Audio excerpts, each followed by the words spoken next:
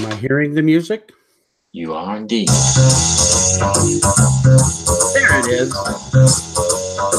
It's that time again. It's the Berkey and the Badger Board Game Babble Show. It's going to get wild. It's going to get wacky. It might even get a little zany. We're going to talk about board games and the board game industry. And, we might talk about anything else we want to talk about. Hey, hey, hey!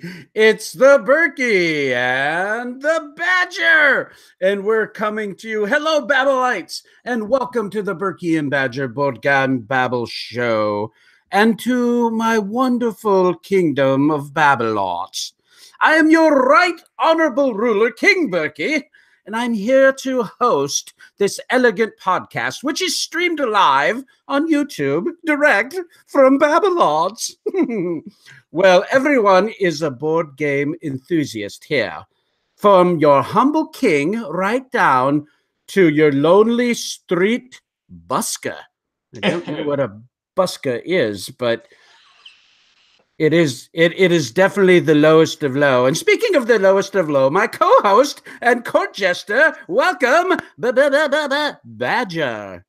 Hey, good evening, Your Highness. You don't know what busker is? A busker? No, I don't know what a busker is. Okay, it's not an American word then. Okay, a busker is someone that performs on the street. So someone who sings or plays an instrument, they busk. They put their cap in front of them and they play away. They just busk out in public. Yeah, that's what it's called. It's called busking in England. Public busking. Public busking. Yeah. Get involved in a busk up.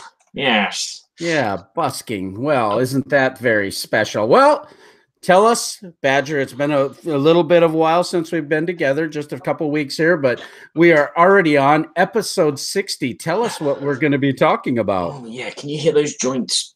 We're very rusty at the moment. Yes. Oh, and look at the chat. Dan Hughes is in the house. He thinks I'm Australian. Australian. G'day. Australian. Wow, Berkey and Badger Australian edition. All right, put a few shrimps on the bobby. All right. And Ben Lunches is in the house as well. Hello, Ben. Good to see you again. Somehow, yeah. Yes. I got to meet Ben at Gen Con. So, Me too, as well. It was a surprise. Yeah, that was awesome. A normal looking fan. A normal looking fan. Yeah, that's exactly right. We won't talk about the other ones. Well, the only other one was K. King. That you think is Kabuki Kid. No, the K who I think is Kabuki Kid, which is she tells me she's not Kabuki Kid, but no, that's what she says. But it's all incognito. So tell us about episode 60. Yes, in this show we will be talking quickly about what's been happening here in Babblot. We're going to be doing a roundup on rumors going around in things that make us go and then we're going to be giving our first impressions in our good, bad, and ugly section of new games that we've played, which is always fun. The good, not so bad. The not so bad. Okay, sorry. Yes. Yeah, it's okay. I'm just here to correct you, so it's fine. And then we've got to have a brand new segment. We're going to have a wander around the Woods of Evergreen. In this segment, we're going to take a trip down memory lane and talk about games of yesteryear and the ones that still stick out for us and are the evergreens of our gaming experience. And then we're going to round up with our Babble topic. We're going to be babbling about board game groups. Do you go to one? Do you run one? Or do you prefer to stay at home and things like that? Run. If you are in the live chat, we'd like to hear what you have to say about board game groups and your opinions on them. And obviously join in with us later on when we do actually talk about it and we'll read out some of your comments and bits and bobs. And Paul Grogan from Gaming Rules Vids is in the house, but he says he can't stay very long, so he'll only stay for an hour and a half. Oh, it's a castle. It's not a house. You keep saying house. It's a castle. We're in Babblot, remember? Oh, I'm in the time machine. Stay in the role of it. Stay in the role. Yes, I must stay in the keep. where I have all my stone chairs and iron throne. So, what has been going on in Babblot, sire? Well, I got it. Babblot has been crazy for me. I kept thinking that when we got done with our Game Toppers fulfillment, which we have now done, which is very, very exciting, that we've delivered all of our toppers to all of our Kickstarter backers, including Canada. I thought that, okay, now it's going to start to slow up a little bit right after about a month after Gen Con. And then I had to go to Grand Con up in Grand Rapids, Michigan. So that's something I did. But it really hasn't slowed down much. It's been pretty crazy. Grand Con was an amazing experience up in Grand Rapids, Michigan. Brian Lenz has put on this convention. It's held in the beautiful Devos Center, which is a large center right on the river. It was the easiest venue that I've ever had to come to bring our show booth in. We had this beautiful big dock area. We were able to drive the truck and trailer right in there. We actually were able to leave it there the whole time we set up our booth, easy access. And it's a little bit different convention because all of the vendors are right in the main gaming hall. So on both sides opposite one another, there's a sea of tables and chairs right in the middle. And then on opposing sides are all the vendors. So you're always there. Wow. Yeah, so that was kind of interesting.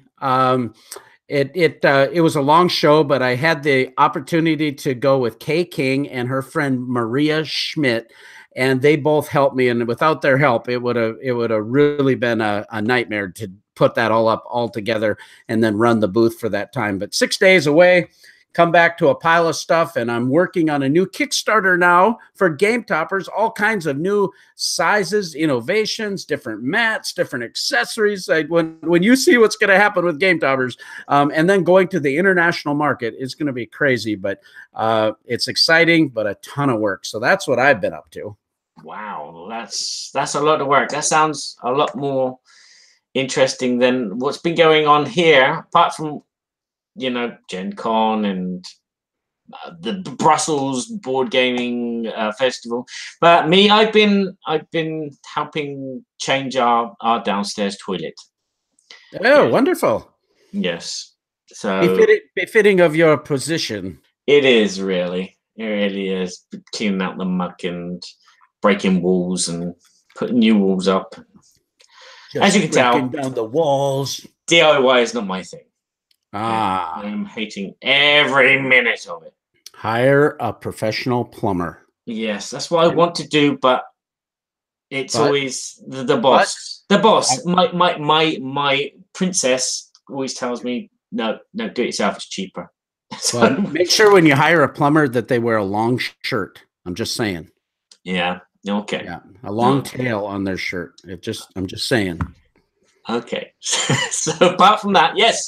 I've managed to finish off the Chronicles of Crime soundtrack, music, ambient music, which is to go along with the game Chronicles of Crime, which is half app, half board game, where you're detectives trying to figure out a crime and you're interrogating people. So that is now in the bag. I'm very happy with it. I wish I could have done more. I would have loved to have done more sound and more music and make it, a bigger experience, because I know what it's like when you play a game and you've got background music on and the same track comes on right in the same game that you're still playing, and it's like, well, I've heard this already, and it makes you inclined to switch it off. But hopefully they will do stuff with the app to mitigate that and make it sound good, or maybe contact me and say, we need some more soundtracks. There you go. Music. Well, that's exciting. You always do such a great job with all your soundtracks. No, I hope. I don't know. I just do what I like.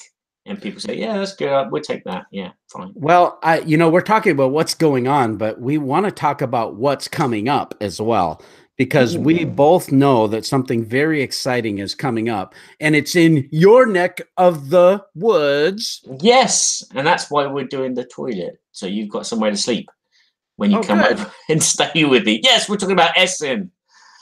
Essen, we're going to Essen. Berkey's going to Essen. And we just find out I'm staying at the same hotel that you are. You are actually in the same hotel as me. At the Atlantic Congress Hotel in Essen. Cool. We will be hanging out every night. It's going to be awesome. And we're going to eat sausage and kielbasa and bratwurst and spitzel. And we are going to eat all kinds of German foods. I'm going to have sandwiches. No sandwiches. And we're going to have German beers. Yeah, we'll have German beers. Pretzels. Big pretzels. Meet each other in the morning at breakfast in the hotel. That'll be good. Oh, yes. It's going to be awesome. Yeah, we're super excited. I'm still working on all my plans and trying to get that all done.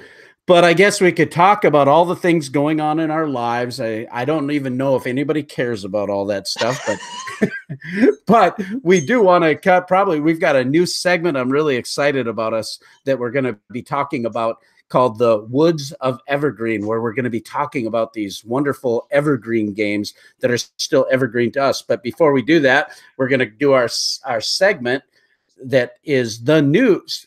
Things that make you go, But before we do that, we want to welcome our wonderful sponsor, Academy Games. Academy Games, Uwe Eichert and Gunther were at, Uwe was at the Grand Con Gaming Convention, and he had one of his Game Toppers there. And what did he do? He set up the game Mare Nostrum. Mare Nostrum has this, they have this amazing play mat for it. If you get Mare Nostrum, I highly recommend buy the mat. This thing is beautiful, this beautiful blue color and rich tones where everything is laid out in this large footprint. He has a Holmes topper and it easily fits on there. Then he had Mare Nostrum set up in all of its glory, and they have a coin kit for all of the resources that are these beautiful clay coins. Mare Nostrum is one of my favorite games. And, you know, Academy Games have done so many awesome games, you know, Vikings, 878, you see up there, the whole series of 1775 and 1754, as long as Freedom and the Underground Railroad. I mean, they just keep making amazing games. But Mare Nostrum, absolutely one of my favorites. Check it out at academygames.com. Woo! Let's talk about the poll after our last show, which seemed like a decade ago. Perfect. Tell us about the poll. We posted a poll after our last show because, you know, this has been the year for us, 2018. I've met you at Gen Con, and you're going to be meeting me at Essen, like for the first time ever. So our poll was, what is the greatest experience that you had at Gen Con this year? Oh, yes. Okay, and I'm screen sharing. Deary me.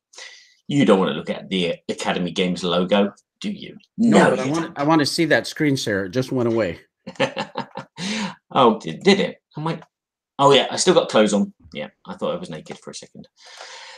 But anyway, on our poll, we had, you know, I put a big list of rubbish as well as some important things. And one of the things that I put were, well, the most popular vote by far was that for Gen Con for some people was they got the chance to play with their best friend, which I think I should have. With my best friend. I should have clicked that one really, because I did play with my best friend. We played Jamaica together, and that was a laugh. That was a hoot. A hoot. And we played your badass game, right? And we did play my badass game. Well, it's not my badass game, but that's what it's actually called, too. I'm not being vulgar. No, it's Badass Force. It's actually called. Oh, well, I should say it right. But I'll talk more about that next month, probably, when it's on Kickstarter and do some stuff with that. Cool. Yeah, but the second most voted thing was it gave people a chance to talk to their favorite board game star, whether it be a board game designer, publisher, or celebrity, which I thought was nice as well. Yeah, they got to talk to Berkey and they got to talk to Badger, the most famous people in the world. well, I don't think Kay would have voted then, wouldn't she? Because she got to talk to me. I think that was the only person I really spoke to, apart from Ben as well. So, and Paul. but I think I annoyed Paul. Sorry.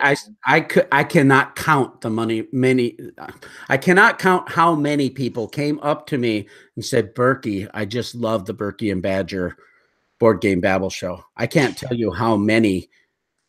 I can't count them. What can I? Okay, I can count them. 1, 2, 3. 3 people came up to me. Maybe -2. So the next popular ones were I managed not to offend anyone with my natural smell. I didn't notice any unusual musk coming from you. No. Again, in general, you know, most people always talk about these events and say that people stink, and I hardly smell anybody. There was a few odors, but not too many. I expected Badger to have Badger musk and smell like a badger, but it was better than I thought. I was expecting you to smell like beef jerky, but you didn't obviously make any. Well, and I didn't make my extract that I normally bring. Oh, dearie me. Well, these polls are an awful lot of fun. You can go to our Board Game Geek Guild number 2248 and join us on all of the polls. We're going to come up with a poll for this episode as well called Come Together, and talking about gaming groups. And Sir Badger, the brave there, will absolutely come up with a fantastic one. And with that, I think we're ready to move on to our next segment, Things That Make You Go, Things that make us go, Board game news. Berkey and Badger reflect on the current events that are happening in the board game industry. Some may be good, some may be bad, but there are all things that make us go,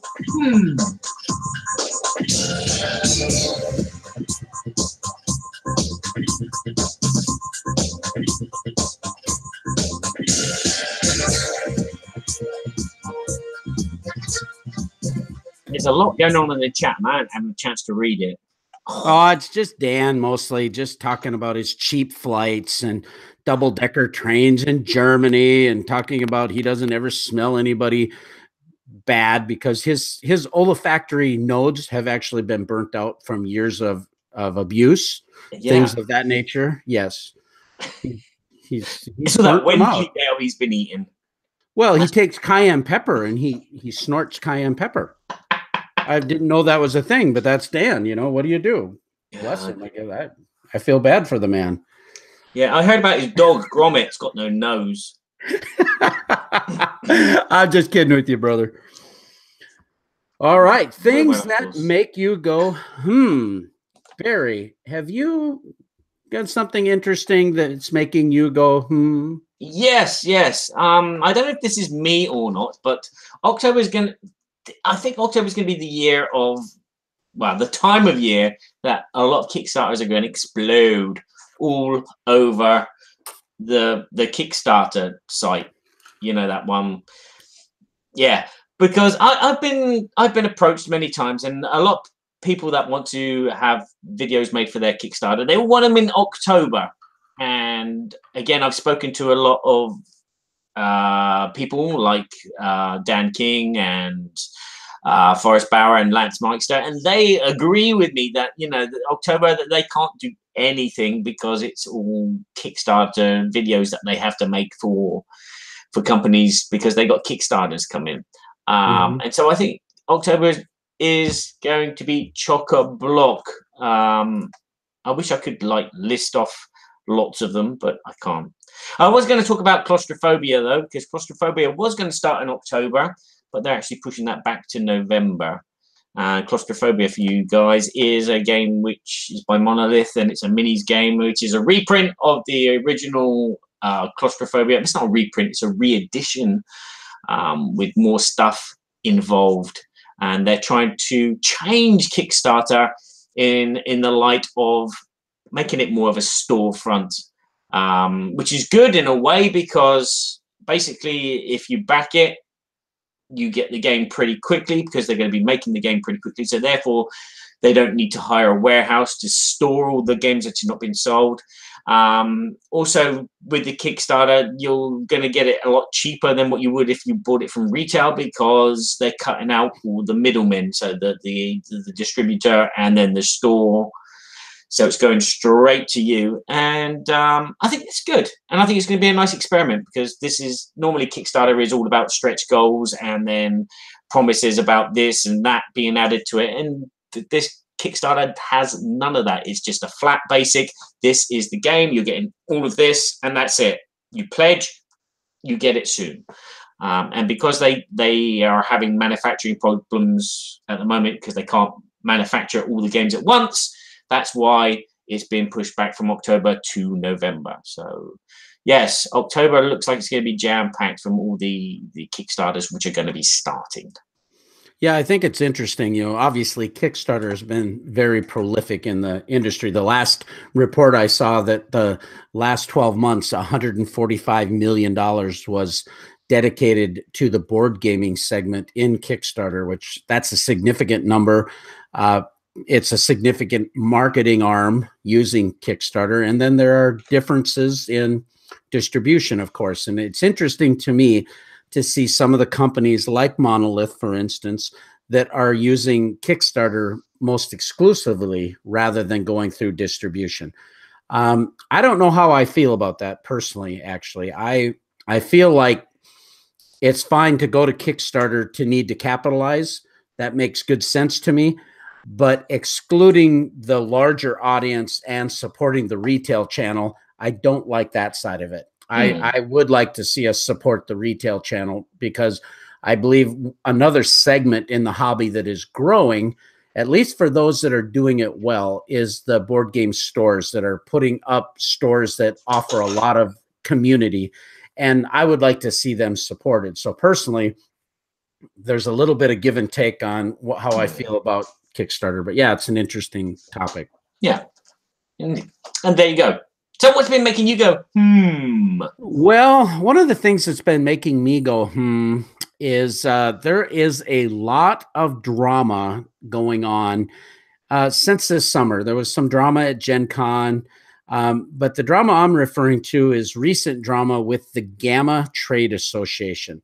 The GAMA Trade Association is basically a retailer and a board game publisher organization that helps support its members to produce and help the gaming hobby, the game publishers, the retailers, all of that kind of stuff. They have the GTS, the GAMA Trade Show, which is held in March in Reno, Nevada last year, and this year used to be in Las Vegas. And they also are they hold the Origins Game Fair in Columbus, Ohio. About 10 years ago, if I remember the report correctly, John Ward came into GAMA and basically took over as the executive director, really righted the ship, so to speak, because it was in financial disarray. And as he came on board, there's other directors there as well. All of a sudden, the GAMA presence started to increase and improve. It is now in a situation where it's in a good scenario. But recently, the board, without its emeritus members, have voted to not renew John Ward's contract. So there's a lot of hubbub about it. There's one of the board members that wrote this incredibly long opinion about why he feels they need a change. John Ward responded to it. It seems like it's not a unanimous decision. It seems like Origins has done really quite well and GTS is improving. So it just made me go, I actually did read all of the articles. I saw what was going on there. And in my humble opinion, and just looking from the outside in, I've only been to the GAMA Trade Show twice. I've been to Origins for the last 5 years, and now as a vendor at these events, it really makes me wonder what's going to happen. Is I'm finding an executive director that takes on the tasks that are involved in growing an organization just to get them up to speed where the organization is at right now. that's an impressive task. And then to find somebody that has the skill set. And, you know, I like the old adage, if it ain't broke, don't fix it. I like the adage, you know, you dance with those who brung you. So, it's like, I don't think it's probably the place right now or the time to throw away John in my mind. I don't know him very well. I've met him. I don't know all the inner workings, so I'm talking a little bit out of a vacuum here, but it seems to me like, you know, sometimes things happen personality-wise, and on these boards, you've got all kinds of management by committee, and I hate that stuff. I love having consensus, but management by committee and having political things moving the agenda drives me nuts. So anyway, it just makes me go, I'd be really interested what other people feel about this particular situation. ICV2 is reporting on it regularly. So this is all very public knowledge. This isn't gossip or anything like that. This is very public information right now. And they're holding a great big board meeting, I guess, in like a week, where all of this is going to get really hashed out. It doesn't sound good. And I've been really happy with what's been going on with GAMA in the last couple of years. So interesting to see what happens. Yeah. Yeah. But the thing is, sometimes in my experience, if you chop the head off, the body will function for a while. So it's just waiting for the new head to come in to see how things move. And, you know, because it's like anything, you know, you run a shop and the manager, you go sick for a week or so. The staff know how to continue the job, even though you're not there to tell them what to do. They might slack off a bit here, and the longer you're off, the more it changes. So yeah, that's possible. You know, this is a reasonably large organization, and yet on the other hand, this isn't a staff-heavy organization. Precisely. John has put a lot into it over the years. He has a military background and seems to be a pretty good organizer. But yeah, it's interesting. I hope things go well for John. I hope things go well for the organization. Yes, so do we. Well, that's our segment, things that make you go, And so we're going to move right on to the games that we've recently played. Yeah, that's the head being chopped off, right? Yeah.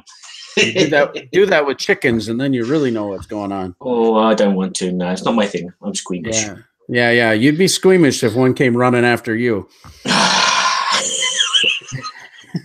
So we're going to this section: the good, the not so bad, and the ugly. Ooh. The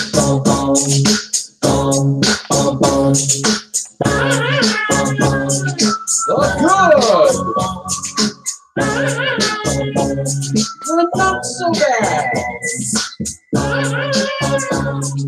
Wait for it. And the ugly.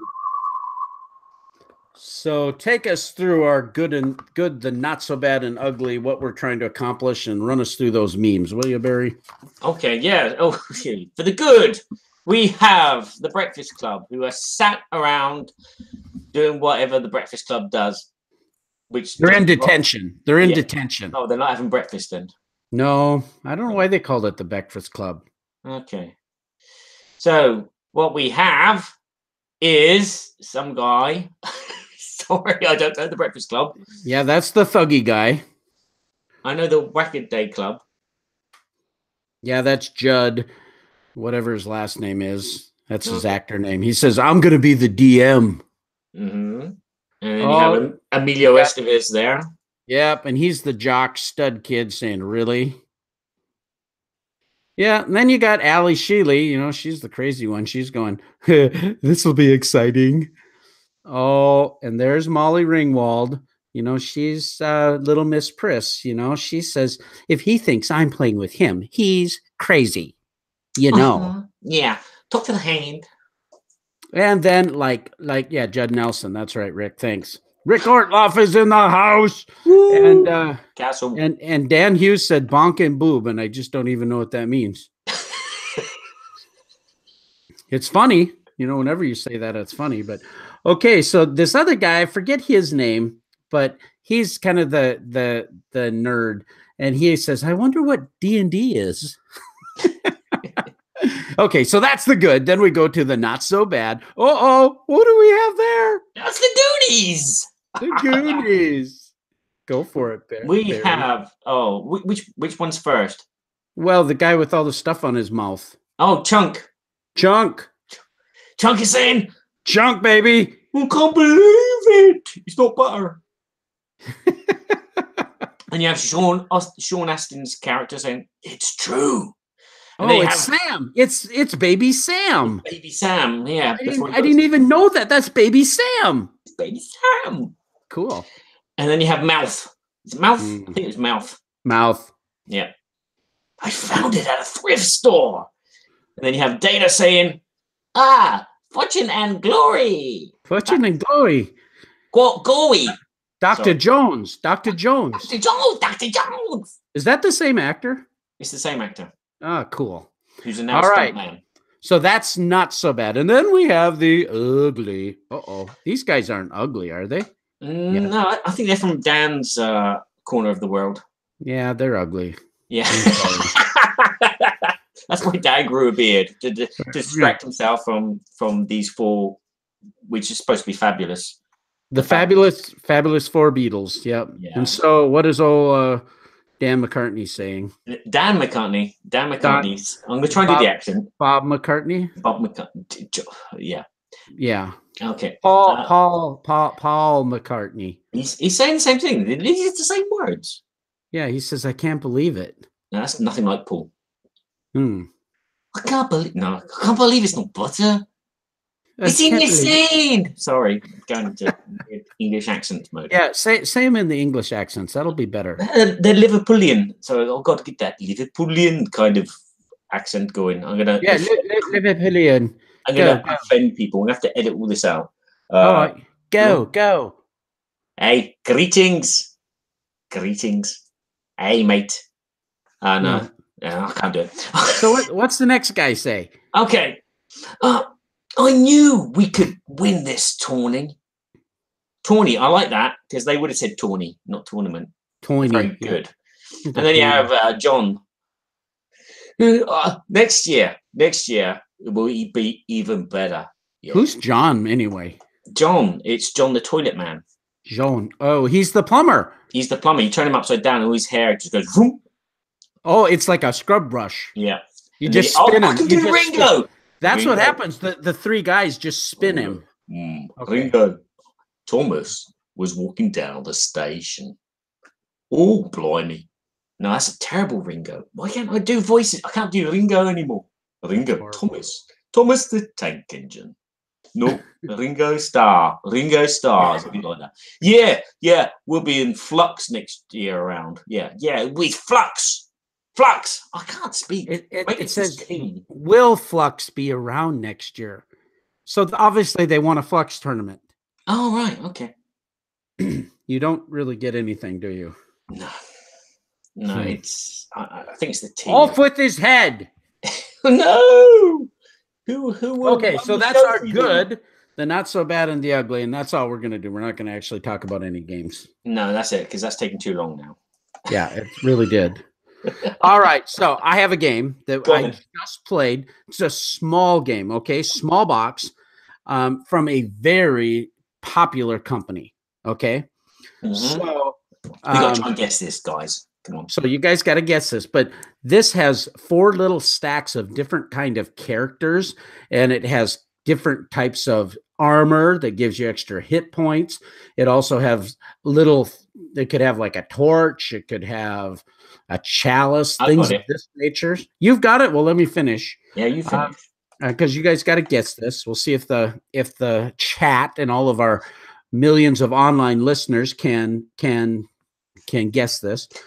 So you've got all these different cards, and then you are going down to fight monsters. And there's a whole bunch of different monsters that are going to come out. But this is kind of a push your luck bidding thing. You're going to bid basically whether you're going to keep and put that guy in the dungeon, or if you're going to going to keep it and take one of the special cards away that helps you fight the monsters in the dungeon. And this keeps going until everybody passes. So tell me what you guys think this might be. I see the chat now, and it looks like Dan Hughes has got it right. He's got it right. Yes. Welcome to the dungeon from Yellow. Welcome to the dungeon.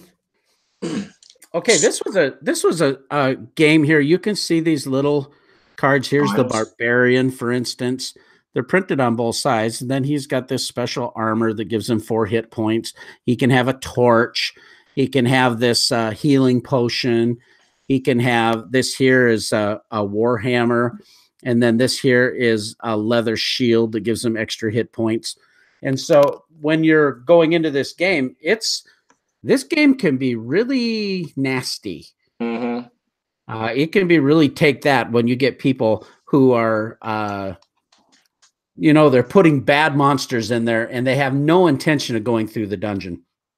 Yeah. You have to successfully go through the dungeon 2 times to actually win the game. So tell me what you think I think about Welcome to the Dungeon. I think you think it's not so bad.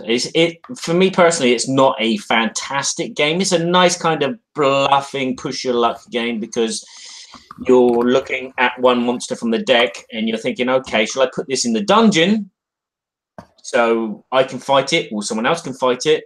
Or do I throw it away as well as, a power up for the hero, which is going to go into the dungeon with you?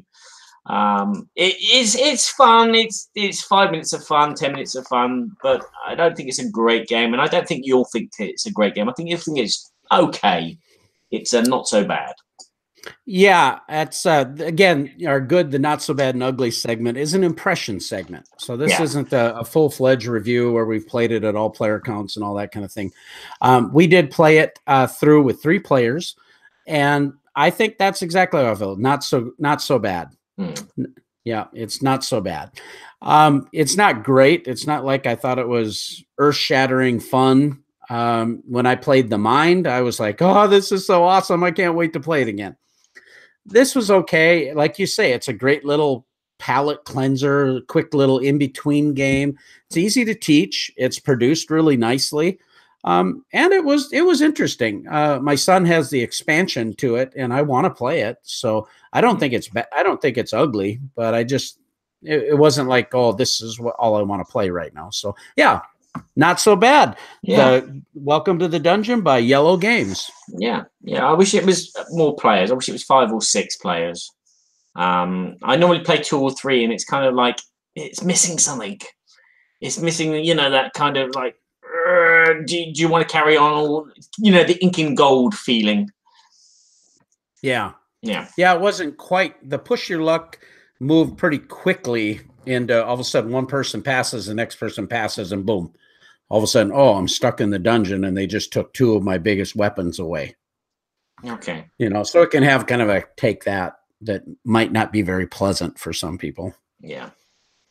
All right, your first. What's your first game? Okay, my first game. I'm just trying to read my handwriting. You might be able to get this within. You're trying to read your handwriting. Do you read your palm to read it? What? No, I've written down. I'm just. You're gonna have a long life, Barry. I'm a scruffy writer. A plumber is going to be coming into your life soon. He's coming Monday. Beware of the short T-shirt. Oh no. Okay, go ahead. No. Excuse me, I've got a bubble in my throat. Okay. This game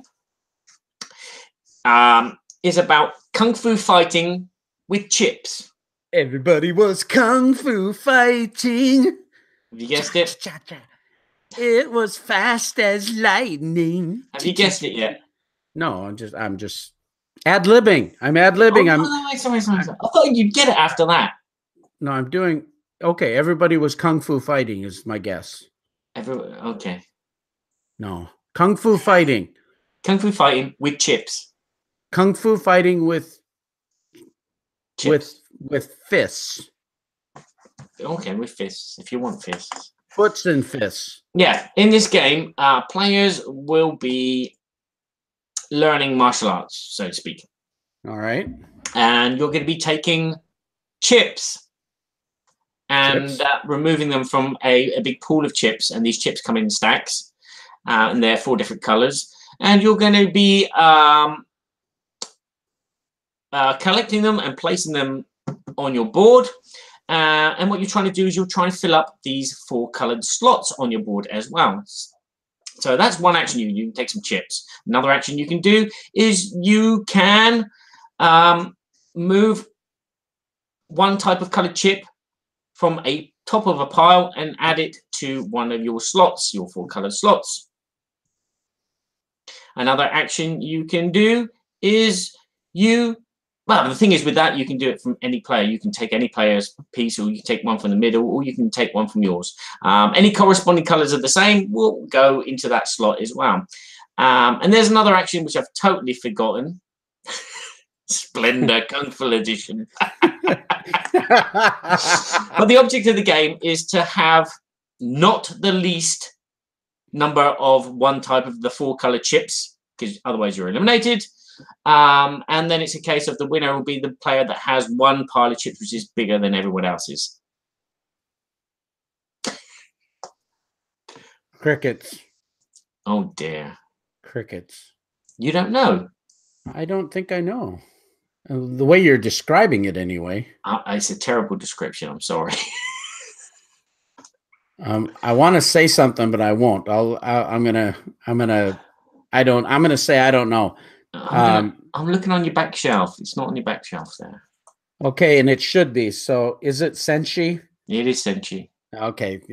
Where you were describing the chips as the different attributes. Okay, go ahead. All right. Okay. Yeah. So senshi. Senshi. Okay. So tell us about Senshi. That's from our sponsor, Arcane Wonders. So yeah, Senshi's a chip-taking game. It's a very thinky game where you're trying to outwit your opponents by trying to make them do things that will help you, and also at the same time you can be nasty to them by taking like a chip off their pile, so to speak, and add it to yours, which is it's just a very, very simple game where you're just moving chips around and you're trying to create piles of colors of chips, but it works really, really well. I've given away what I think about it. Sorry, I'm not prepared for this one. I should have started with the other game. well, I guess that you're calling it Senshi, and I guess that you think it is good. It is. I like it. I do like it. It's a bit minimalist. The theme feels tacked on, but it's a nice kind of puzzle game. Where have you played it yet? Sadly, I have not. I have taken it to the last 2 conventions, fully intending to play it with 3 to 4 players wanting to play it, and it's just the way it's gone. Yeah, 2 players is not so good. 3 or 4 players is a lot more fun because there's a lot more interaction. You're basically, as I said, you're trying to make piles of colors, but the way to make these piles of colors is, number 1, you've got 3 spots on your board where you can stack piles from the center. Number 2, whenever you take 1 chip from the top of a pile and add it to one of your 4 colors piles that you have, any other colors that you have on those piles get added to that pile as well. But the thing is, all the other players can do the same thing. And so you really have to be observant of what the other players are doing and what piles they've got. And there's sometimes this backstabbing where you're just like, okay, on my turn, I'm just going to take that chip from the top of that pile there of yours and put it here. And it can really screw someone over, because if you've got 3 piles and on top of all 3 piles it's the same color, and if that player decides that they're going to put one of those into their colored piles, they get to take the 2 tiles from the top of their other piles on top. So they're collecting 3 basically at the same time. And you can really screw people over by taking their chips if you see they're trying to set up a chain. It's a really simple game. As I said, the theme feels tacked on. I don't even bother with the theme. That's why I was a bit having trouble with the explaining the game, but it's just basically a chip taking game, and you've got 3 different actions. I can't remember what they exactly are, but it's just taking chips and you're trying to create piles, and it works really well. It's just a fun, abstract game.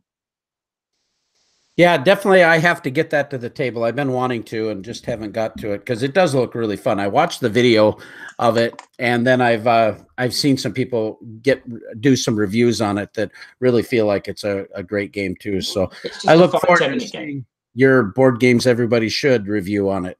Oh, that'll be a long way away. I have to go through the pile. I might have to do that sooner than later, I think. Yes. Okay, I for the last game then that we'll take a look at. Okay, you've done 2, right? I've done 1. Oh, you've just done 1. So you're going to do 1 more after this. I thought you just did 1. I've just done 1. I've done Senchi. What was the other game then? Did you guess it? No, I was talking about my game. Yeah, you're talking about your game. I didn't talk about your game. Okay, the game that and this is where editing is a beautiful thing. So is Mother Nature. So I played a game I just celebrated my 33rd anniversary with my beautiful wife, Joan. And we went up to the north shore in Duluth, Minnesota, and took a couple days together just before I went to Grand Rapids. So on the end of August. And I took this game we were able to pick this up. Interesting about this game is it has a lot to do with set collection. It's set in the 1960s in a large city. It has something to do with cabs. It's very quick to play. Ding. I was able to pick it up at a big box store, surprisingly. Ooh. Yes. I don't think that's surprising at all. It plays 2 to 4 players. Mm-hmm. It literally takes about 10-15 minutes. It's from a very prolific company. And so, do we have any guesses from the chat? No, but I know what it is. Tell me what it is. Is it Ticket to Ride? The small new taxi edition. New York. Thank you, Dan. Dan got it right. Ticket to Ride, New York. There it is. In all its glory. Really cute little game. Artwork is fantastic, as you'd expect from Days of Wonder. You're using cabs to get destinations. I've only played it at 2 players, so some of the routes that are double trains, only one of those are active, so that makes it a little bit more tricky. But we actually felt like we played a Ticket to Ride game. It didn't feel like there was much less missing in a sense. It just played quicker. We played it twice. It's fast paced. The destination cards are easy to figure out. And basically, it's the same type of Ticket to Ride rules that everybody knows. So what do you think I think about that? Okay. I'm going to say that you think it was good. I think it was good. Yay. Ta-da! Yeah, we just felt like we were playing Ticket to Ride, and it was so great to be able to play that quick version of it, where we didn't have to set up the great big box. It was easy to transport, and for what it is, it's not like, oh, this is the best game ever, but it was like, no, this is a good game. I mean, they refined it in a way that made it quick, still engaging. I thought it was just fine. Okay. And there's so many of these games that you can say are good, but we don't have a rating for a first impression that says, "Oh, this is amazing, great game, the best ever." Yeah. But I wouldn't say not so bad. That not really. It's okay. I say no. It's a good game. Yeah. Okay. Yeah. Would you say it was? Would you rather play a normal game or a normal version of Ticket? Well, it depends on the setting. Generally speaking, I would rather play a full version of Ticket to Ride with the family. But taking this on a trip with just a couple of us or going camping, this is great. Oh, cool. All right. No worries. Super. Yeah, I thought it was good. Okay. Right. All right. My turn. Your turn. Picture, if you will, a barren desert, some cactuses, some Cacti. Yeah, sorry. Yeah. Go back to school. Cacti. And a horse riding along with its rider, and he's got a message, and he's trying to get from one town to another. But technology is advancing, and players are going to be using technology to set up the next level of communication. You're trying to connect two outback Western towns together with your new telegraph system. And you're going to be doing this with these tiles. And on your turn, you've got a choice of two actions. You're going to be either picking these tiles up and revealing them, because they're all going to be hidden from you. Everyone's got the same tiles. And you can either place them onto your player board, or you can build them directly if you have the resources. Or the second action is you can build any of these buildings which you've got on your player board. Again, paying the resources, unless you set up a chain reaction, because these buildings are kind of like interconnected. You'll have like the saloon, which is next to the mayor's office, and if it's in the right order, you can build the second one for free. And if you have the sheriff's office next to that, you can build that for free. And so basically you're just trying to connect two towns together on a map with just a big chain of your buildings. It's not Carson City. Nope. Hmm. There was an older version of the game which came out 2003, I think. And this is like a new version of the game with a different setting.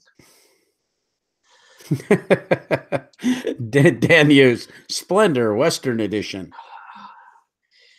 What's it going to be next, Dan? Is it going to be? Well, I don't know. There's a couple Western themed games that are coming out. They're like Western Legends. Dan mentioned that. I have that, but I don't think that's it. Splendor Huddersfield Edition. So I guess I don't know. What is the game? The game is called US Telegraph. US Telegraph. Yes. I think I saw something about this now that you say that. I've put pictures up. Okay. I've done a video. That's what it is. Yes, that's what it is. Yes, this is a re-edition of the game Attica, which I said come out, 2003. This is done by Super Meeple. It's the same game. It's just a different setting. It has tiles, player boards, cards. It's a standard affair. As I said, you've got two simple actions that you can do. And you can build with resources that are on the cards in your hand, or you can build with the resources which are on the map, as long as that building is next to those resources. So you're going to be building little settlements, which are going to expand into big towns. And as I said, you're trying to make a route. But the thing is, other players are going to be blocking you off because they're all everyone's trying to do the same thing. So if you're playing a 4-player game, there's 4 cities. And so everyone's trying to get from one city to the other. And you can be really nasty, and you can block. You can build a big clump of buildings together in front of the city, and that will block players off. But there are ways around that. You can, if you deplete one of your piles of tiles, you get to add another tile to the map, which will give you more room. So you can go around these blockades, and eventually, hopefully, if people don't keep blocking you, you'll be able to connect your 2 cities. Again, there's another fallback. If nobody can connect cities, it's the first player to actually build all of their buildings onto the main board. That will win you the game. It's very simple. It's very quick. It's not quick. It's about Ticket to Ride quick. But that sounds good. When will it be available for distribution? It's out over here already. Because I don't think we have U.S. distribution on it yet, do we? I don't think you have it. I don't know. Where can we check that? Ooh. You said the company's name was Super Meeple? Yeah, Super Meeple. Well, I'm going to say that you say it's good, because I know Antiki is a game that you like. Attica. Attica, same thing. I've never played Attica. Antiki? Antiki. I don't know what you're talking about. Yeah, Attica. Attica. You love that game. Speechless. It's teetering on the good and not so bad. It is an enjoyable game to play, but at the same time, it's, I don't know. There's little things about the game which are annoying. Player error is annoying because the two actions are pretty similar. A lot of things that happen while you're playing the game. The first action where you're taking one of your tiles and revealing it and going, ooh, I got this building, and then being able to build it directly onto the board, again paying the resources, will make you think that you're actually choosing the second action, which is building, because then you'll pick up a building from your building board, and you're kind of like cheating in a way. But it's just like a simple mistake, which kind of destroys the feeling of the game. Which that's my biggest bugbear is the rules are very simple, but at the same time mistakes can be made, and the game just kind of goes a bit skew with when you're playing it sometimes, and you're like you get frustrated when you see someone doing something wrong, and then you challenge them and they go, no, I'm doing that, and it's like, oh, I'm coming here to play a game and chew bubblegum, and I'm all out of chewing gum. Yeah. Yeah, I could see too when you mention blocking and having that type of mechanism in there too, especially if you're trying to build something, that can get really frustrating. There's times I'm okay with that, and other times I'm not okay with it. I enjoy it. It's fun in that regards, blocking. And again, you know, if you're playing a two-player game, yeah, because it's just constantly you blocking them and then blocking you. Playing a 3 or 4 player game is a lot more interesting because there are sneaky, devious people that will build things here and then build things over there and then something there, and then they connect without you looking, and they'll be encouraging you, the other players, to, oh no, he's almost made it. Go on, block them. It's your turn, block them. So it's like, you know, this kind of interaction which is verbal outside of the game, which is, you know, encouraging players to do actions which will then put themselves in a better position to win the game. And that I really enjoy. It's just like the banter and back and forth of, you know, they've almost won. They go, well, I can't do anything. I can't block them. You're going to have to block them. And then they go, bang, I lied.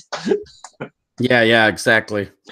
Yeah, I enjoy the game. But as I said, it's the little human errors which keep cropping up in every game that I've played, which kind of distract me from it. Yeah. Yeah, I'm totally with you. All right. Well, that's great. That's the good, the not so bad, and the ugly. We discussed a few games to give you guys an idea to take a look at them, see if you'd like them. And we're going to go into our brand new segment that Barry's going to make this amazing drop for that is not ready yet. But we love this idea of called this segment The Woods of Evergreen. And here in the Woods of Evergreen, we are going to go for a walk in the Woods of Evergreen, just outside of the castle of Babblelot. Mm-hmm. Just strolling along memory lane, looking at Evergreen games that think they have survived the test of time. And guess what? We're going to start with the year 2005. We each have chosen 3 games that are games that we are still playing and we would still play today. So they are in the Woods of Evergreen of Babblelot, meaning we still enjoy them. Yes. We're having a look around, and look, there's a nice fir tree, and there's a pine, and there's some mushrooms there. Let's pick some mushrooms. Oh, what's this box hidden here? Oh, I remember this game. I love playing this game. I still play this game. And we know that games are improving, and there's a lot of new games that kind of play off of older games, but that doesn't mean that we don't feel that they are evergreen titles to us, and that means they still have the test of time and found it into our Woods of Evergreen. Yes. So with that, what is your first of your 3 games that are in the Woods of Evergreen? We're not rating them now. No, we're not rating them. We're doing like an honorable mention. And you did mention that we're only going to say one of the 3 today. No, we're going to do 3 each. Yes, but what? All in the same podcast? Yes, because we'll come back to it and do another 3 because there's a lot of them. Okay, if you say so. Okay, Yes. I wanted to delve a little bit deeper underground into the caverns underneath the roots. But anyway, okay then. Let's start with one of the popular ones that we've already spoken about on the show, which is Ticket to Ride Europe. Ticket to Ride 2005 Europe. was the year of Ticket to Ride Europe, which is like the base game that I have, and then I got some expansions. But I love playing Ticket to Ride. It's such a simple pleasure.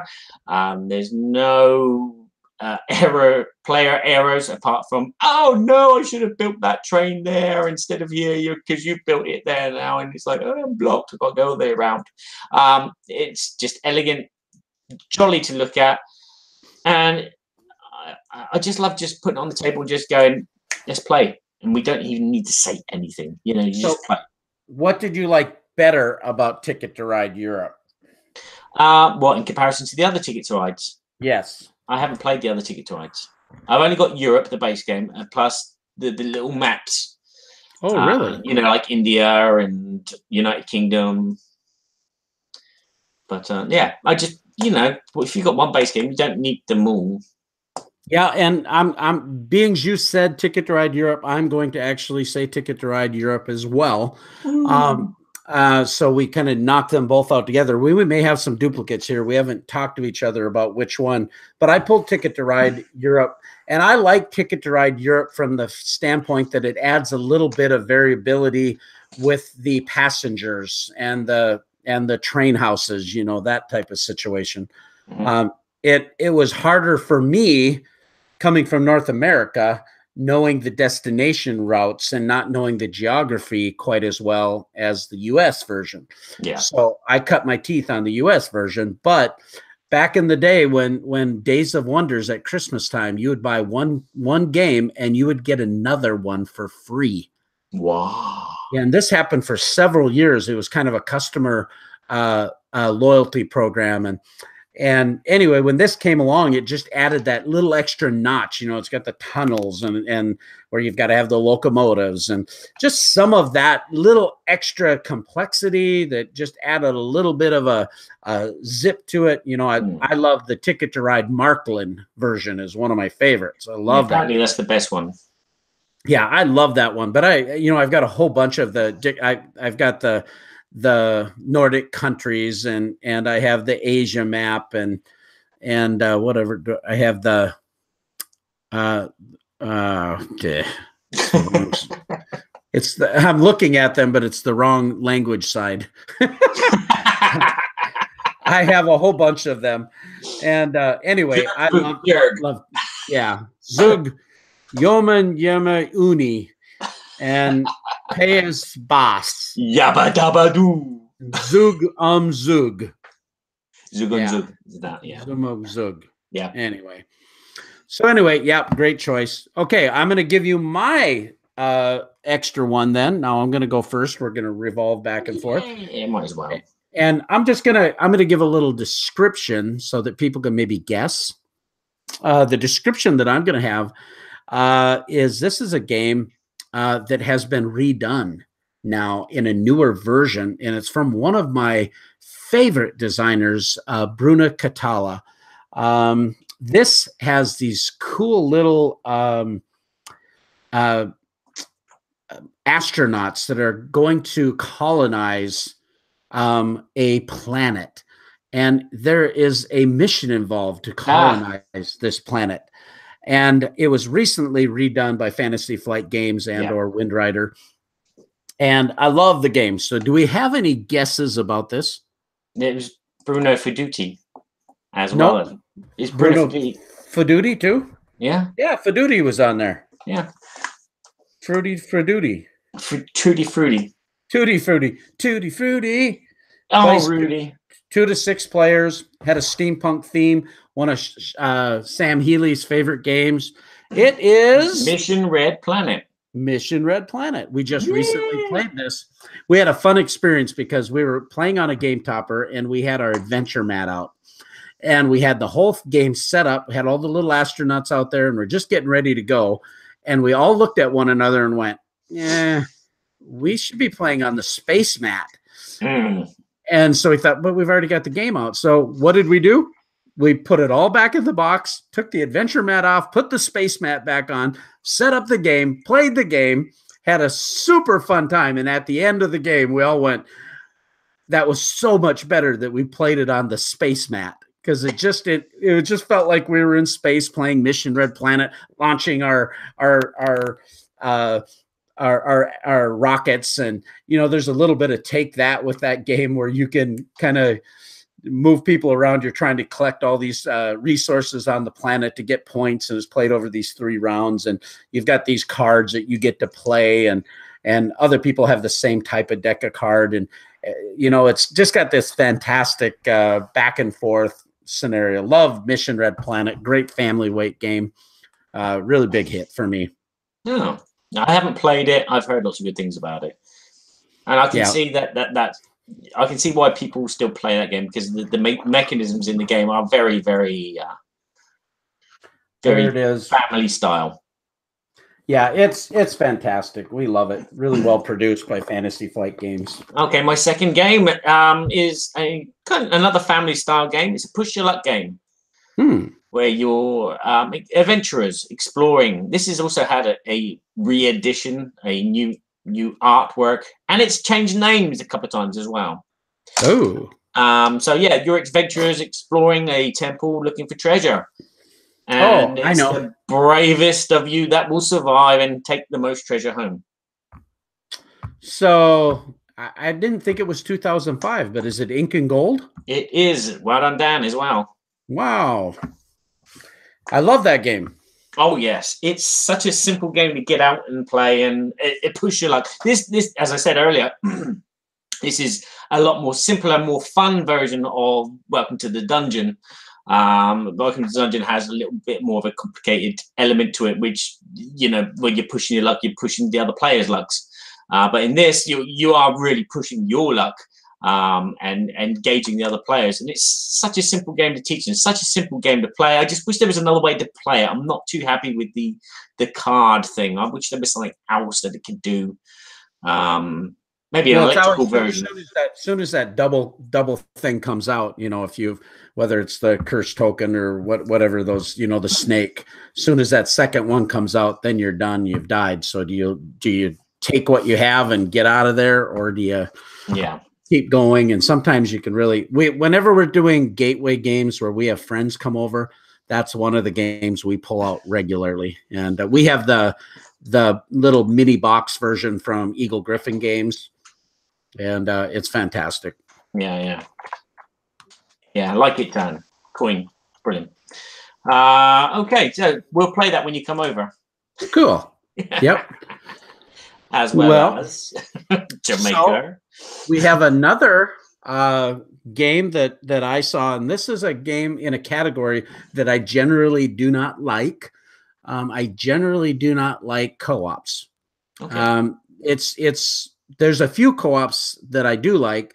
One of the things that I like about a co-op is that either there is a possibility of winning individually, or if there's a hidden traitor. Aha. And so I love hidden traitor things. I love Battlestar Galactica, that game. Some games like that. Well, this game came out in 2005, and it was from one of my favorite designers again, Bruna Catala. And it comes from another very famous company, incredibly well produced. And guess, it looks like we have some guesses. He's on the ball. Dan, wow. Yeah, Dan is like spot on. It is Shadows over Camelot. I tell you what, we love this game in our family. We play this all the time. I didn't even catch that. I said Shadows over Huddersfield. Oh, over Huddersfield. and Dan is a genius, and he's very humble. He's a humble genius from Huddersfield. Humble Hughes. That's what we'll call him.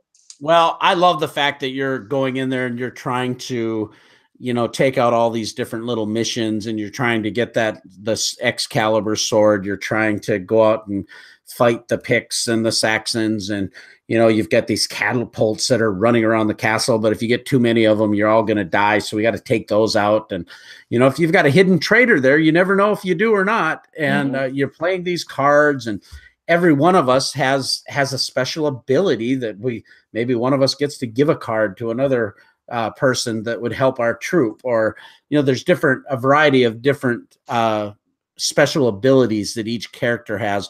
And I love playing this game with 6 players. I've played with the Merlin expansion that didn't come out in the same year, but where you can play up to 7 people and have 2 hidden traitors potentially. You'd have 8 total, and they get random, so it's possible that one of them is not a hidden traitor, but you're going to have at least one.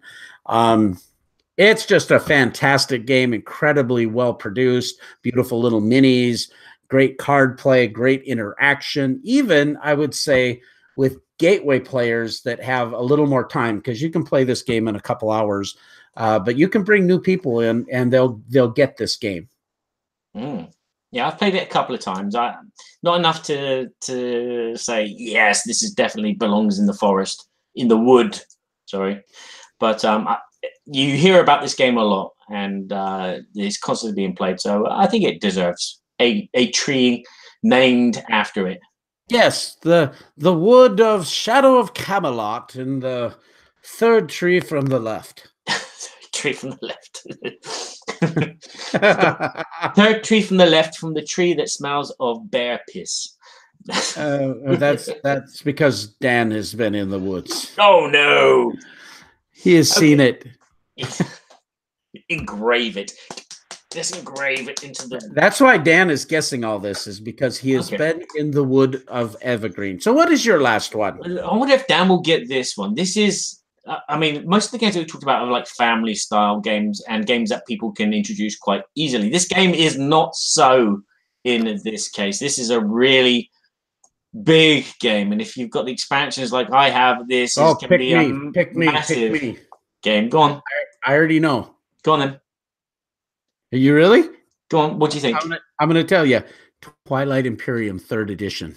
I've played it once, so I can't really say it's an evergreen for me. No. Oh, so I'm wrong. You're wrong. Ah, crap. Okay, keep going. Okay, yeah. It's a game which involves a monster. You're trying to defeat it. You are looking for clues. You're wandering around. You're having adventures. Things are happening to you. There are cultists that are causing panic and stress in the streets, and you're trying just to make it to the end of the game and finally defeat, or maybe even before you defeat this big monster, you're actually going to close all the doors to stop them coming through into your dimension. Gosh, I don't know what this is. Oh, it's a 3rd edition that's just come out as well. Wow. Yeah, I was like, wow, a 3rd edition of this game? Do we need it? Yes. Well, I don't know. I have no clue. Arkham Horror. Oh, of course. Arkham Horror. 2nd edition come out in this year, 2005. This was the biggest game that I had owned at the time, because all the other games were kind of like hour-long games, and this is like anything from 5 minutes to 6 hours. You'll take on a random personality in the early 1930s and walk around the streets of Arkham trying to survive monster attacks and trying to finally get through to Cthulhu and wipe his ass with some newspaper journals. I don't know what you're going to wipe his ass with. Corn cobs. Corn cobs. That will stop him coming through. Yeah. Peach wrappers. They sting as well, corn cobs. Yeah, just when you put rubbing alcohol on it. I was going to say Berkey's Happy Mouth on it. You know? Yeah, that'll do it too. That'll give you some serious butt hurt. But yeah, I've always loved this game. It's Not an easy game to get to the table, but it's still an evergreen for me because I always think of like, wow, when I've got this time, I'm going to get it out. And I've got this lovely big table now that I can put it on. And I've tried it a couple of times, and I can put like a couple of the expansions on, and there's still room on the table for a couple of players. It's just a great storytelling mirror trash game where it's just dice and luck of card draws, but I enjoy it. I enjoy the stories that you tell afterwards of, you know, you died in the first 5 minutes of a game. That was my quickest game. You spend 20 minutes setting out the components and everything and shuffling the decks, and then after you've moved a couple of times, you're dead. There's no way for you to come back. Well, and this game is designed by King Richard Launius. Oh yes. And I just had the opportunity to play a new game that King Richard has designed at Grand Con. It's the new Batman, the Adventure Series game. The animated series one. The animated series, yeah. And Richard, he's a good friend of mine. He's this was really his big prolific design, you know. And then of course Eldritch Horror, and I have yet to play Arkham Horror. You might want to skip it and jump to the new one then. Yeah. Yeah. To Eldritch. It's a little quicker dice. I haven't played Eldritch, but people say yes, quicker. But I'm talking about 3rd edition Arkham. They made it more kind of like the story is more integral and more relatable, because the events that happen in Arkham Horror are just totally random. You know, you could be in the bar and Kabuki Kid is in the house. And that's it. Thanks for watching. Goodbye. Yeah, it was a great show. We're so glad we had this time together. Now it's time to go. No. Yeah, Dan, that's for another show. So wait with bated breath, and I will tell you exactly how I feel about the new animated Batman game. And does it have those really 3D components, or was that just for the show? No, we had all of its glory. And that's in the box. And we played it on a Adler Game Topper with Kay King, who is not Kabuki Kid, but maybe she is. Yes. Dun, dun, dun. Dun, dun, dun. All right. So there you go. That's our new segment, the Woods of Evergreen, and we looked at some games that are evergreen to us. Ticket to Ride Europe was a choice that both Barry and I picked. I picked Mission Red Planet, and Barry picked Ink and Gold. Ink and Gold. And then I picked Shadows over Camelot from Days of Wonder, and Barry picked Arkham Horror. Arkham Horror. Kabuki Kid, laugh out loud. It's not me, I swear. Yeah, that's exactly what Kay would say. Do you agree with our picks? Do you think that these trees in Evergreen Woods should have these games engraved onto them, or should we just leave the trees be and be real hippies and just hug them? Yeah, exactly. Now we have 13 years, and by the time we get to 2018, it'll actually be 2018. So we have 14 years of picking these games from each year. And if we carry on at this rate at the moment, where we do one podcast every 2 months, we should be fine. We'll be retired, and it'll be awesome. And we'll be able to go back. We might not be able to remember them, though, by that time. No. Yeah, because, things set in at that point. But we'll come back then to 2005 and do 3 more. Ooh, yes. Okay. I love this idea going back, though, and because there's so many games on our shelf, just like we talked about in our last episode, that we love. Oh, look over there. Can you see that? What's that? That's Jamaica on my table. Played it last night. How old is that game? That game is 11 years old. 11 years old. These are games 13 years old. That blows my mind that's how long since I've got those games. But anyway, so we're going to move on to our last segment, moving this show right along and go right into our Babble topic. Okay. Track 6. Last 7. Come together. Right now, over the Beatles. Ben Lunch says, thank God you're here. Sorry, go on. Sorry. Ben Lunches said, "Thank God you're here, Kabuki Kid. Finally, some good company." Oh, that's too funny. Poor Dan, he's hurt. All right, go with that drop. Babble, babble, babble, babble, babble, Berkey and Badger's board game babble. I've got like a cutoff switch. I only want a cutoff switch and then do some DJing with it. But anywho, Cool. Babble. Let's get the script. So what are we going to talk about? We're talking about board game groups. Let me do my spiel. We're in Babblelot. Yeah, I'm just trying to think where we are. We are now in this marketplace. That's where we are. Here in Babblelot. I've totally gone blank. I've got a script in front of me and I've gone blank. Jeez, Lou. Here in Babblelot. Everyone's a board gamer. Everyone. That guy over there. See that guy cleaning up the horse poo? That's a board gamer. See that guy over there making the horseshoes for the horse? He's a board gamer as well. Everyone is a board gamer. The guy fixing the loo? The loo too is a board gamer. Okay, good. Yes. Yes. They've even made the loo into a game itself. But that's a story and a game for another time.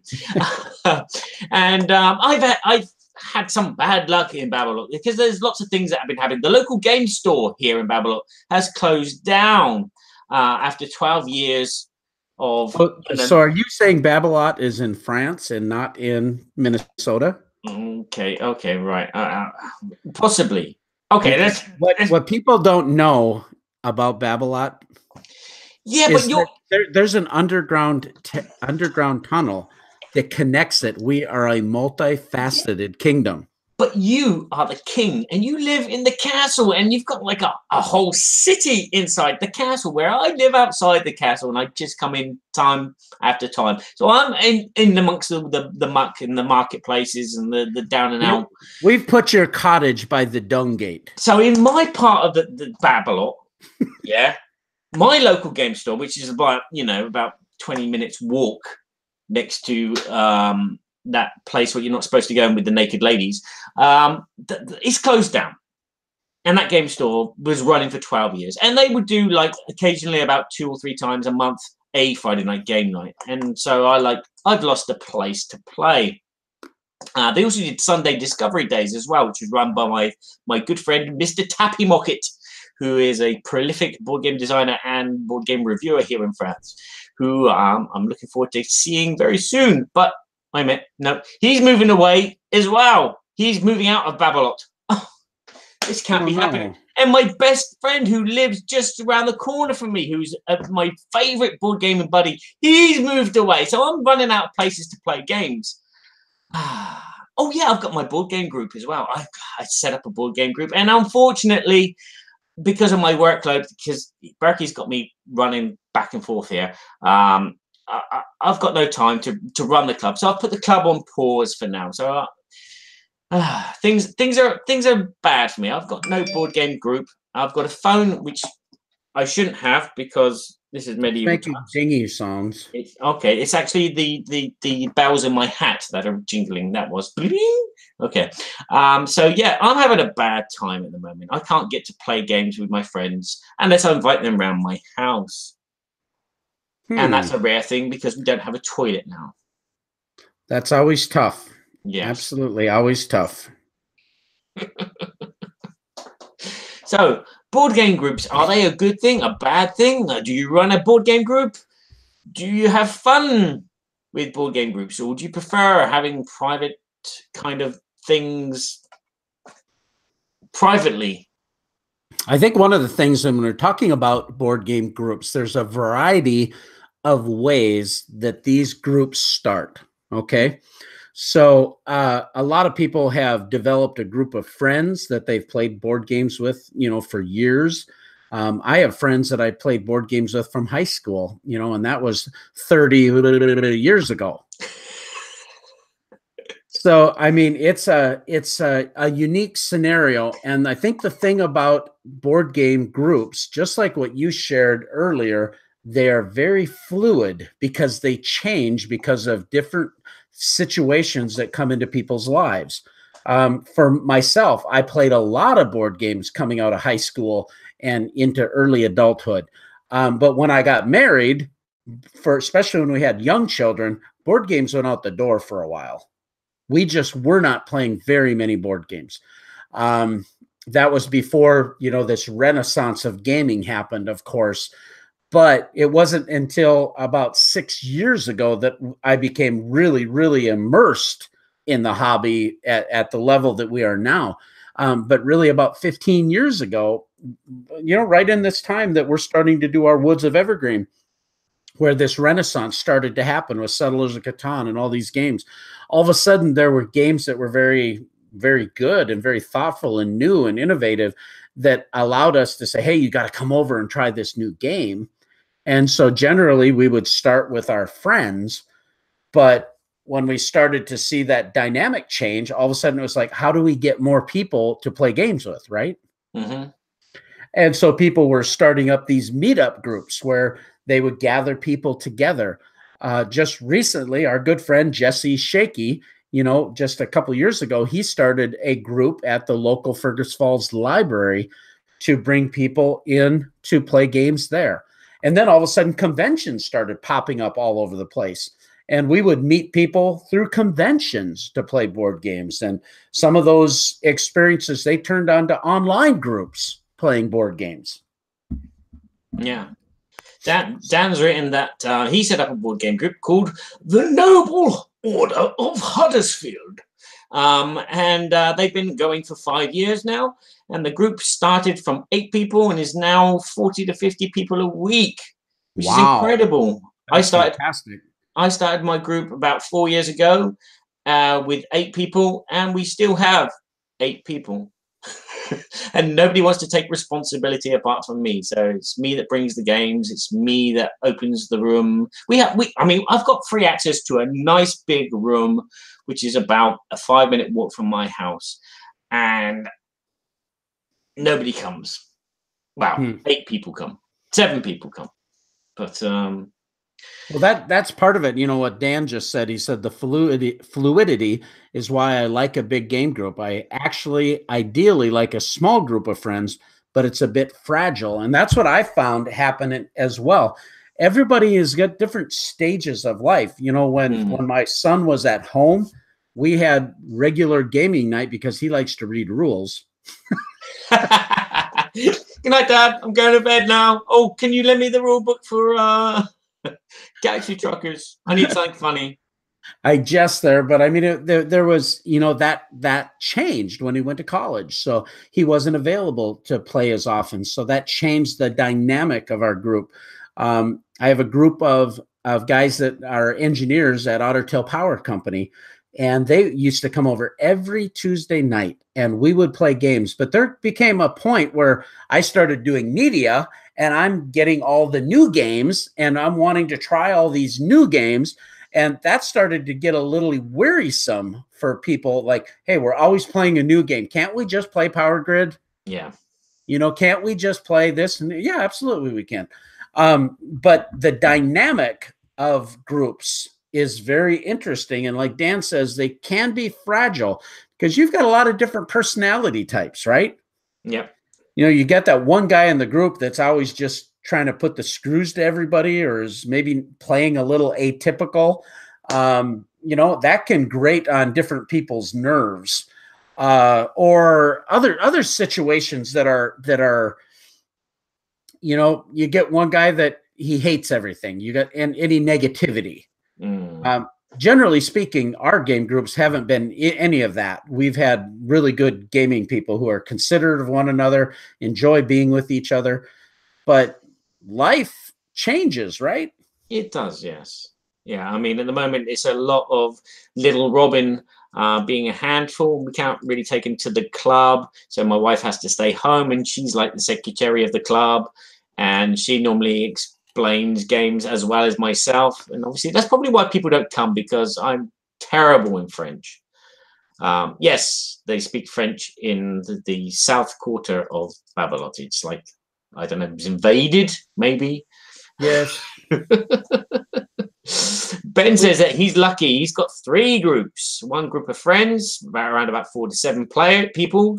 One is a local designing group. Oh, that's awesome. And there's usually about 10 or 20 people. And there's also a blind playtesting group, which is nice. I kind of like had that as well, because I had the game store. There's 3 game clubs in the big city next to me, but one of them's closed down. One of them nobody goes to anymore because the president is a bit weird. And so there's only like one really popular group, and I still haven't been there. So yeah, I had the opportunity, but as you say, life gets in the way. Family is kind of like in the way, and the only chance that I get to play regularly is either with the family, like I did last night with Jamaica, or if I invite some friends round, which I've made by being at groups. You know, people that you just click with, people that have got the same kind of the idea of what fun can be had by playing a game. Not people, for me, it's not people that just look at the pieces for half an hour before moving one. Luckily, but you know, people that like to have a laugh and take the piss out of me being English and saying things wrong, I really enjoy. And it's that kind of humor and back and forth. And it takes time to develop that chemistry. And that's why a person coming into a gaming group, it can be intimidating for them depending on their personality. You know, I'm very outgoing, so I will play games with anybody and can easily move right into a gaming situation. But even in that scenario where I'm personable and able to interact, going in that, there's still that slight amount of, okay, I don't know my boundaries yet with all the people that I'm playing with. Yeah. You know, and you know what I mean by that. It's like, you know, I don't want to, if you're joking around too much, it might bother them. Yeah. You know, whereas you and I sit down, we'll joke in between. It'll take longer to play the game, but we're having a blast doing that. Yeah, I don't think those guys from WizKids are going to play with us again. In fact, I don't think they're going to send us any games either. No hero kicks for you, boys. No, that was fun. Yeah. But I think it's one of those, it takes time to develop chemistry in any relationship, and gaming groups is the same way. And so if I have my preference, I want to go to my daughter's house up in Alexandria. It's an hour away, and play with my son-in-laws and my daughters. And we love that. And it's a familiar place. Playing here at home with my group, I prefer people to come out to my home and I can entertain and have beverages and snacks and show hospitality and enjoy the fellowship and the game.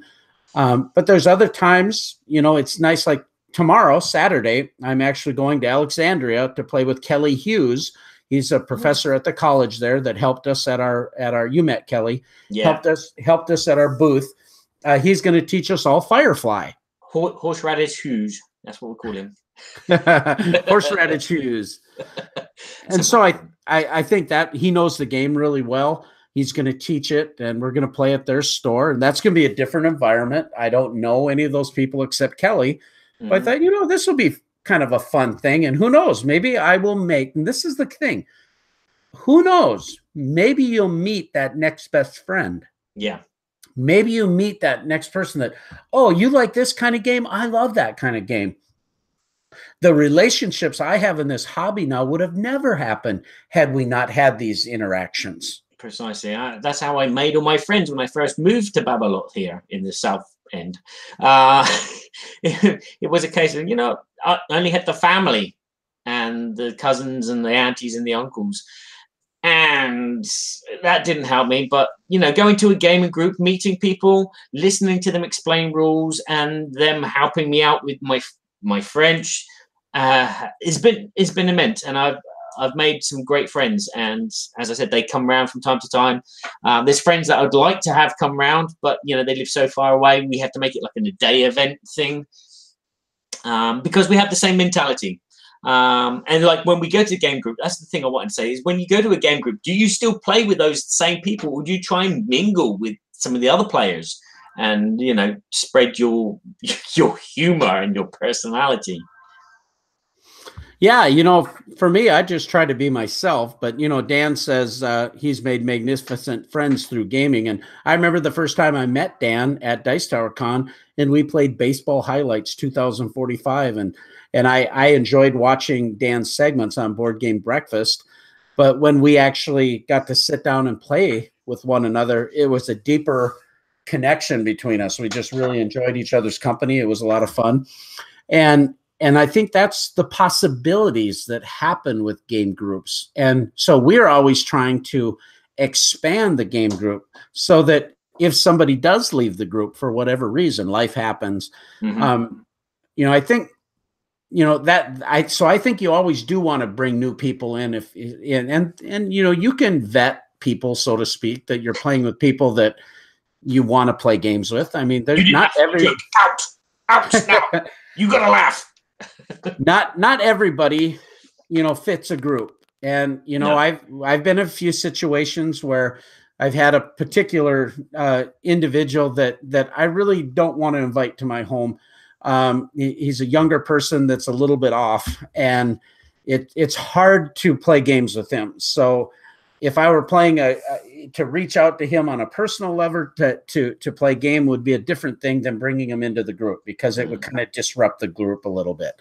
Yeah. So there's different things like that. But I had a thought and I just lost it. Oh, yeah. Yes, Kabuki Kid. I just backed Football Highlights 2052 from Eagle Griffin. And I'm excited about it. I played an early prototype of that game with Alex Goldsmith at the Miniature Market Superstore opening, and that was really cool. So Kabuki has game night monthly at our house. I thought she'd be more kind of like everywhere. I figured she'd be playing every night. Yeah, she's too busy with podcasts. Yeah, probably. That's probably how she gets her own knowledge on board games. She's never actually played a game. She just listens to people talk about games, and then she thinks she's played the game. And then when she comes on our show, she guesses all the answers right because... No, I've seen Kay play games.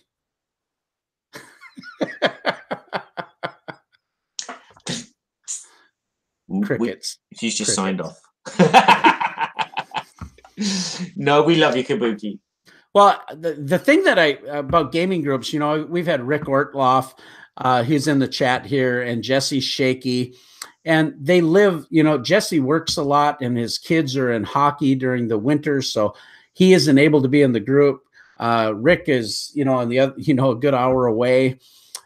Sometimes it's really hard to get everybody's schedule to work. Yeah, Dan. With game groups. Yeah, Dan, we can never get our schedule. You're about 12 hours away from me, I think, if I take the car. Well, if he really cared, he'd be there. Like a good friend. Ding, ding, ding, ding, ding, ding, ding. Howdy ho. Well, anyway, I guess gaming groups, I think it's great to it depends on how you feel about having people to your home, or if you like to go to other people's home, or if you like to go to a neutral environment. Yeah, with meetups, I wouldn't know how to do that, really. I wouldn't want to just invite strangers to my house. Kind of like you do, as you said, vet people. And that's good. That's a good thing about going to a gaming club or group or an association and getting your feelers out and meeting people and finding those right people that you can just then say, you know, what are you doing Sunday? Do you want to come around? 6-hour game of Arkham Horror? Does that interest you? Good. It's a date.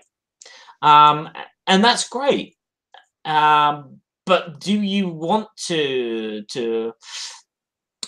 again, running, I don't know if Dan would agree with me, running a gaming group and then having strangers turn up is exciting, but at the same time scary, because it's like, oh, new people, but how do you present yourself?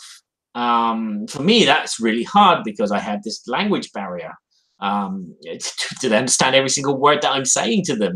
Luckily, you know, you get this group of people that kind of semi-speak English, and so they forgive you for your bad accent and T-shirt which says I like French people. But apart from that, it's exciting, as I said, and it's scary at the same time. And then trying to find the games or introduce them to other people, and because I'm not really socially like that. I just like just being me, and then people accepting me being me, and then whoa, off we go. But yeah, it's for me. I lost my ticket to ride there. This last year has been very odd for me because this last 6 years have been such a huge blessing to be able to play games regularly and play a lot of different games, where my gaming collection, had grown from 20 games to 500 games. I am playing way more than that I don't own, and so it's like this thing that was very precious to me. And then with the success of Game Toppers and helping out in the hobby, before I was a lot more interactive playing these different games, and now I'm so consumed with business with a fledgling company, a newer company that takes a lot of my attention and demands my mental bandwidth. And I tell you, it's been disappointing to me because I feel like just a little bit that I've lost touch with my hobby because I've been consumed with the business of the hobby versus my game group, because basically our Tuesday night group doesn't meet very often. Now, I can call all of them and send out a text, and they would generally come. But one person in the group, they had a baby, so there's a dynamic there. But for me, a lot of times 5, 6 o'clock at night, I'm done. I'm shot. Just from, and I generally work much later than that anyway. So it's difficult to find the time right now for me. Yeah. And I'm sure in a big group, it's good to have like several people that will take responsibility to teach games, or maybe get people to meet each other. Dan's saying that, they've started having volunteers to host game nights, which is a good idea. And that's something that I've been thinking about. I've been thinking about actually volunteering to demonstrate games at a board game cafe. This will help me play more, as well as get me to help promote Kickstarter games, because I get a few Kickstarter prototypes every now and again. Yeah. So it gives them a chance to experience something new, and also gives me a chance to get some feedback on how this Kickstarter is going for them, how this prototype is going for them. So yeah, gaming groups are kind of like that. You have like certain group types of people that like playing the brand new game, or the game which is not even out yet, but they want to play it anyway, even though it's on pieces of card and plastic. And then you get those people that are quite reserved and are quite happy to play bang the dice game 5 times in a row before going home and having a nightcap. Yeah. And that's the great thing about gaming groups. There's people of all different types. I have a 87-year-old lady who plays Quirkle every time she comes, and she's just there for the gossip. She gossips with my wife, and that's nice. It's community building, especially in a small village where I live.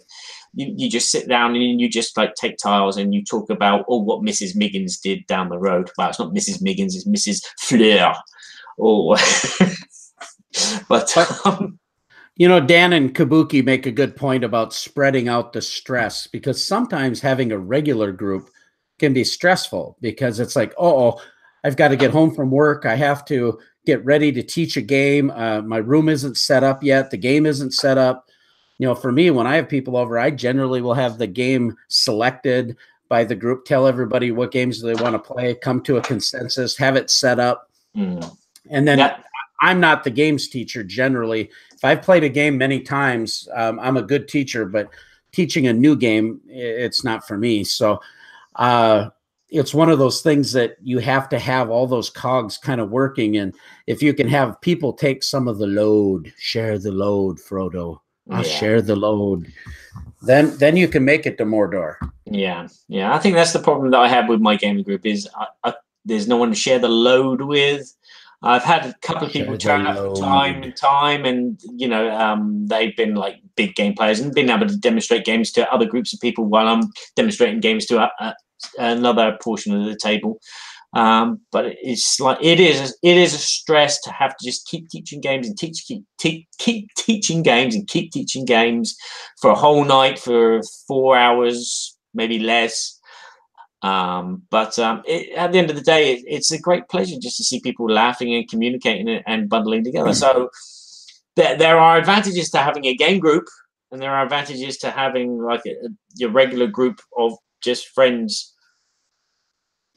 Well, and I think when you put up the poll, let's ask people what they like about their having a regular game group, and what is their biggest reason, or possibly, you know, what is their favorite type of game group? Yeah, something of that nature, and get some feedback in that. I really don't have any more closing remarks about that. Do you have anything else you want to talk about related to this? No, if you live down in the south portion of Babblelot, please knock on my door and come play games with me. I need someone to play games with you. Well, we will be coming in after ESSEN to the Dung Gate, and we will visit Sir Badger and his lovely family. Yes, we're making a new throne for you, so you can sit on it. Oh, wonderful. I love that. The porcelain throne. The porcelain throne. The porcelain throne. Well, before we sign off, we again want to thank our gracious sponsor, Arcane Wonders. Arcane Wonders has been with us since we started, and they make the great Dice Tower Essential line of games. You know, Sheriff of Nottingham was one of our favorite bluffing games, and now it has the expansion for it, All the Merry Men. Of course, Onitama, fantastic little abstract game that people are loving with several of the expansions now available, and the new Wind expansion that's just come out. In addition, Arcane Wonders has a brand new game that I've actually played. I didn't talk about it today on the good, the not so bad and ugly, but it's a game called Critical Mass, and it's a mech on mech warrior game. We have both boxes, so we have 4 mechs that you can choose from, and they all have different abilities, and you can power up these abilities, and then you try to take out that ability of the other mech, playing these cards back and forth. Incredibly exciting game. I think this is going to be a big hit from Arcane Wonders. And again, it stays in their tradition of producing fine games like Spoils of War, Royals, and Mage Wars. So super excited about what Arcane Wonders has to offer. Check them out at arcanewonders.com. We thank them again for their long sponsorship and support of Berkey and Badger. And with that, where can they find us, Barry? Here. Here. Right on the Google Live Hangout. Yes. You can find us on YouTube. You can find us on BoardGamesEverybodyShould.com and Board Game Theatre. We both have our own websites with the links to Berkey and Badger. You can also find us on Libsyn, Berkey and Badger Board Game Babble show. And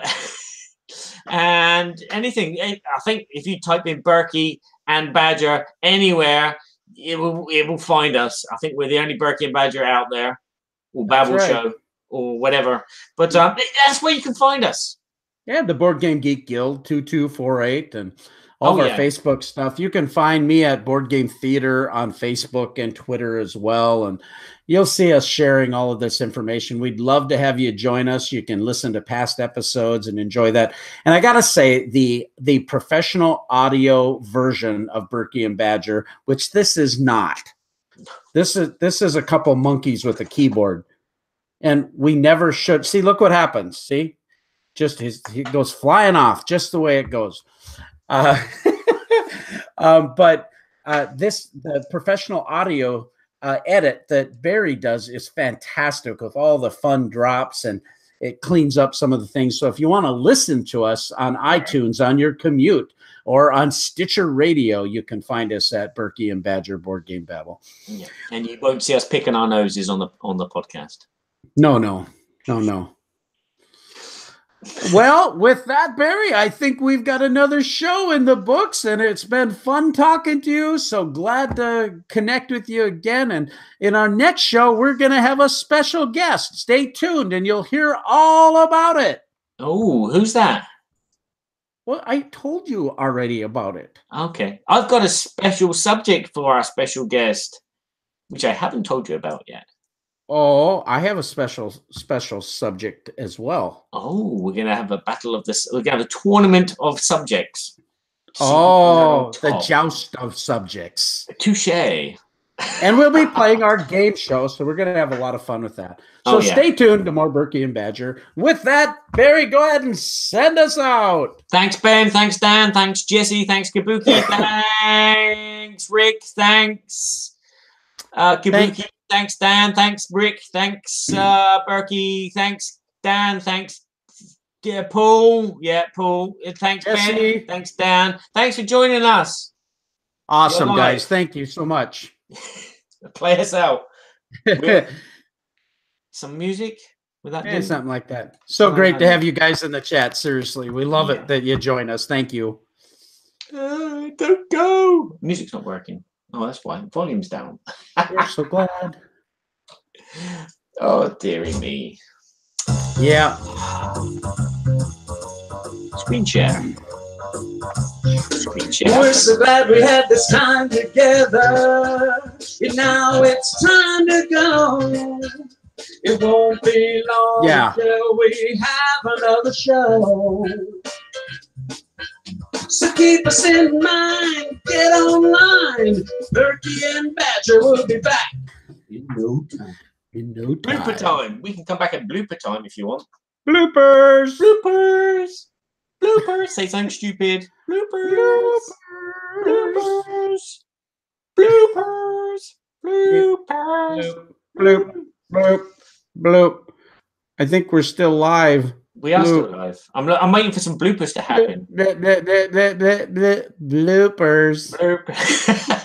I don't think crossing your eyes like that will actually translate that. What do you mean crossing my eyes? What are you talking about? I'm not crossing my eyes or dotting my T's. Who are you looking at, me or him?